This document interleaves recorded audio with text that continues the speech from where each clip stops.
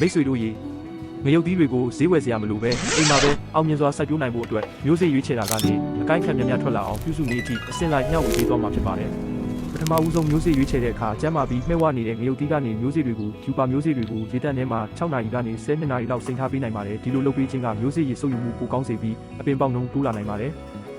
ပြီးရင်မျိုးစေ့တွေကိုရေဆွေးပါဝင်တဲ့ပြိုးမြေထဲမှာအနက်1စင်တီမီတာလောက်သာထည့်စိုက်ပေးပါမြေကိုဆူဆွတ်နေအောင်ထိန်းထားပေးပြီးနေအောင်ပြင်းပြင်းကိုဓာတ်ရိုက်မထိစေဘူးသတိထားပါရက်အနှဲငယ်ကြာရင်မျိုးစေ့တွေစတင်အပေါက်ထွက်လာပါလိမ့်မယ်အပင်ငယ်လေးတွေမှာအရွက်အစစ်4ရွက်ကနေ6ရွက်လောက်ရှိလာပြီဆိုရင်အိုးကြီးတဲ့ဒါမှမဟုတ်စိုက်ခင်းတဲ့ကိုပြောင်းရွှေ့စိုက်ပေးနိုင်ပါတယ်အိုးထဲစိုက်မယ်ဆိုရင်ရေစီးဆင်းမှုကောင်းတဲ့အိုးကိုရွေးချယ်ပါမြေဆွေးနဲ့တဲကိုတင့်တော်တဲ့အချိုးအစားနဲ့ရောဆက်အသုံးပြုနိုင်ပါတယ်ငရုတ်ပင်ဟာနေအောင်ကိုကြိုက်တဲ့အပင်ဖြစ်တာကြောင့်တစ်နေ့ကိုအနည်းဆုံး6နာရီကနေ8နာရီအထိနေအောင်ရရှိတဲ့နေရာမှာထားပေးတာပိုကောင်းပါတယ်အပင်ကြီးထွားလာတဲ့အခါပုံမှန်ရေလောင်းပေးဖို့လိုပါတယ်ဒါပေမဲ့ရေဝတ်နေတာမျိုးတော့မဖြစ်စေပါနဲ့ရေဝတ်ရင်အမြင့်ပုံနိုင်ပါတယ်ငရုတ်ပင်ကအမြင့်8လက်မကနေ10လက်မလောက်ရောက်လာပြီဆိုရင်အပင်ရဲ့ထိပ်ဖြားအညွန့်ကိုဖျက်ပေးနိုင်ပါတယ်စိုက်ပျိုးသူအများစုကဒီနည်းကိုဓာတ်ပင်လို့ခေါ်ကြပါတယ်ထိပ်ဖြားကိုဖျက်ပေးလိုက်တဲ့အခါအပင်ကအမြင့်ပဲစက်တက်နေမဲ့အစာဘေးအကိုင်းအသစ်တွေထွက်လာဖို့အားပေးနိုင်ပါတယ်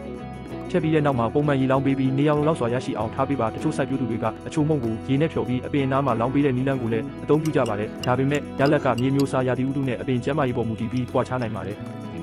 3ဘက်ကနေ4ဘက်လောက်ကြာလာတဲ့အခါဖြတ်ထားတဲ့နေရာအောက်ကနေဘေးကိုင်းအသစ်တွေစတင်ထွက်လာတာကိုမြင်တွေ့ရနိုင်ပါတယ်အကိုင်းများလာတာနဲ့အမျှပန်းပွင့်ရည်တွေလည်းတိုးလာနိုင်ပြီးနောက်ပိုင်းမှာအသီးသီးနှုံးလည်းပိုကောင်းလာနိုင်ပါတယ်အခုလိုမျိုးစေ့စိန်တာကနေအပင်ကြီးထွားလာတဲ့အထိစနစ်တကျပြုစုစောင့်ရှောက်ပေးမယ်ဆိုရင်ငရုတ်ပင်တွေကတန်ဆွမ်းပြီးအသီးများများသီးလာနိုင်ပါတယ်ဒီဗီဒီယိုလေးကမိတ်ဆွေတို့အတွက်အကျိုးရှိမယ်လို့မျှော်လင့်ပါတယ်စိုက်ပျိုးရေးဆိုင်ရာဗဟုသုတအသစ်တွေကိုဆက်လက်ကြည့်ရှုခြင်းရင် like follow နဲ့ share လုပ်ပေးခဲ့ဖို့မမေ့ပါနဲ့တော့ကျေးဇူးတင်ပါတယ်